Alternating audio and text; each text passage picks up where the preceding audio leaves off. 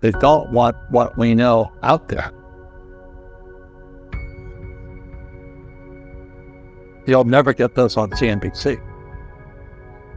But our school system will never tell us that they're part of the process. Fake money, fake teacher, fake asset. I know the game of the rich. My rich dad taught me. You know it because you're the banker. The bankers and the rich play is different than what they teach you in school. All over the world, what does school teach you about money? And the answer is nothing. And that's not a mistake. That's not an accident. I knew that. Most people know that. The way to keep the poor and middle class working hard is never teach them what the rich know. So if you read Rich Dad, Poor Dad, which came out in 1997, what the rich teach their kids about money, the poor and middle class do not. Poverty hurts. I mean, I don't like it. And I don't like that our academic system's so corrupt. You know, we know the banking system's corrupt. We know politics is corrupt. But academics is just as corrupt. I mean, one thing if it's the banking and the politics, but this is where we send our children and we trust them to do the right things for them. And yet they're being not taught something so fundamental. Like you asked your dad when you were a kid, Dad, you asked your teacher, when are you going to teach us about money? And it was just never. Well, never. And they'll never will. You know what do you know? Share it. What is financial education?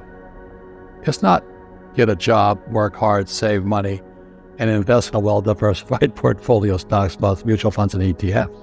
The financial industry is two things, debt and taxes. 1971, Nixon took the dollar off the gold standard, and the U.S. dollar became debt.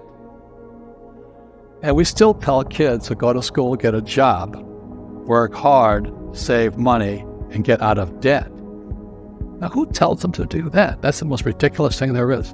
The book starts and it says, lie number 1, saving money will make you rich. Yeah, it never will. You know that. All taught that as kids. Why would you save it and why would you work for it if they can print it and faster than you can work for it? Why do you keep saving when they're printing it? Rich don't work for money. Don't you touch this stuff. It's very subtle, right? Yeah. They don't say, I'm going to train you to be a worker bee the rest of your life, but they educate you in a way where that's what you come out. Right. What was he trying to do those first few months were you working for him? What was he trying to get across to you? Because he taught you the hard way about money. And she says, if you're going to be successful in your life, you've got to find the best teachers.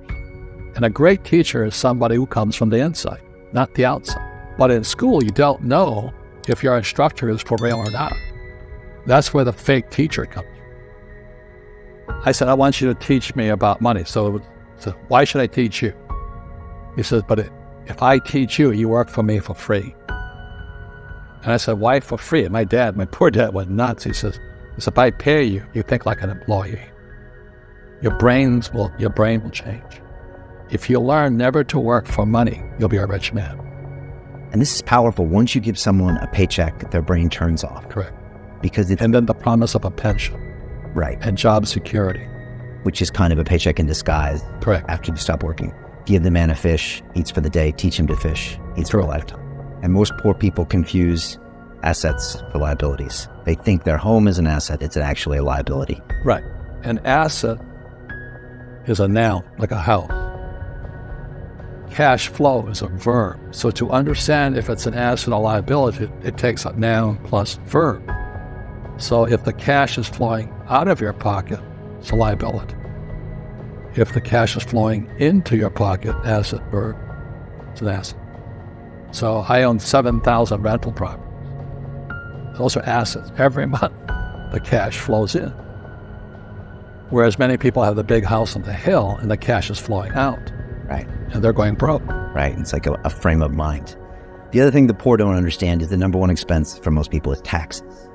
And yet we don't even see it. Isn't that weird? You walk around and you look at the paycheck and say, that doesn't seem right. And you don't realize that the government's got a huge hand in your pocket and you are doing nothing to minimize that. Again, this is what's very different about the rich and the poor. The rich don't work for money is number one expense of tax. See, there's three kinds of income: earned, portfolio, passive. So earned income is if I get a job, that's earned income. If I'm a doctor or a programmer, that's earned income because I'm working for it. If I buy, let's say, Apple for $10 and I sell it for $20, that's portfolio income, capital gains. Yeah. But passive income, which is cash flow, is never taxed. And so these guys are screaming right now in America, tax to rich. I said, good luck. Because most of the guys complaining, they don't know there's three kinds of income. And the rich don't have jobs anyway. They have assets. And so the average schmo out there, poor guy, sent the kid to school, they don't learn this. You see, very few people will buy what I do, make $1 million and pay zero tax. And my rich dad taught me that playing Monopoly. That's how it started, 4 greenhouses, 1 red hotel. Or the McDonald's formula. I write about it at McDonald's, Ray Kroc. Yeah. McDonald's is in the real estate business. So they sell hamburgers, but they buy real estate, so they pay no taxes.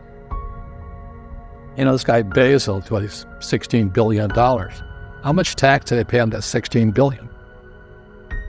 Zero. And that's all legal. Anyone can do it. Everybody can do it. But most people lack the education. So once you learn how to use debt as money, you can never say, I can't afford it. See, because the banks will give you, so the banks, after the crash of 2008, the banks gave me $300 million tax-free. When I asked the average guy, I said, why don't you use debt? They can't get a loan. Because their scores, their FICO scores, they don't even have them here, are so bad. The school teachers will never tell you that because they don't know it. My poor dad never knew that. You don't know if something is an asset or a liability until you can say which way the cash flows. So a house, is it an asset or liability? Well, if it's taking money from your pocket, it's liability. Putting money in your pocket, it's an asset. The U.S. government wants me to provide housing, wants me to provide jobs, wants me to borrow money, because that's how money is created through debt. I get huge tax. Everybody can do the same thing if they had the financial education to do it. If people understood the tax code, we'd be more prosperous. But can poverty be passed through genetically? Yes. Because it's some type of way of thinking. It's an attitude. An attitude. It's very simple. When people ask, how do I stop it? They never say, I can't afford it. Ask yourself, how can I? The reason I have so much money is because I don't say I can't do it. I just go, how can I do it? And I just go and do it. I make a lot of mistakes, but that's how I learn. How can I? The poor people, like my poor dad, always said, I can't afford it. You think I made up money? I'm a school teacher. I can't do that. And I picked that up. And my rich dad never said those words. So when I meet poor people, they use the words I can't a lot. So the people that say, I can't afford it, I can't do this, I can't get to college, the rich are evil, I choose not to participate in that. And that's one thing people could change today. Correct. Right now is that dialogue in their head. Stop saying the word can't. I can't. Right. How can? How can I? Especially as in, I can't afford it. How can I afford that? Right. Because that opens them up to looking at it as an investment to a greater future. Right. When I borrowed $300 million, I couldn't do it until I went to ask. And I got turned down so many times. And every time I showed the back of my financials and they go, sorry. I said, look, do me a favor. Why did you turn me down? And you tell me. This is out, the numbers are out here. So if I get these numbers fixed, can I come see you again? He goes, sure. So it's called rejection. Same as my wife rejected me for 6 months. It's just a matter of personal willpower, which is spiritual. Just saying, if they can do it, I can do it. And how can I? How can I? And I think it's you once said, words become flesh. Yep. As the Bible too. Intelligence increases through your mistakes, through the ups and downs, through what you learned. Real estate's real estate. But what I learned made me richer, not the money. You don't need money to make money. I think all of us, every human being has that low point in their life. And if they get the message, a new life begins. If they don't get the message, they keep going down. The richer I got was because I didn't need any money. I could use this to make money. But how did I get there? Is I made a lot of mistakes. people are afraid of making mistakes and all this fear of failing, it limits them. Nice, so very nice. So many people trapped in the same device.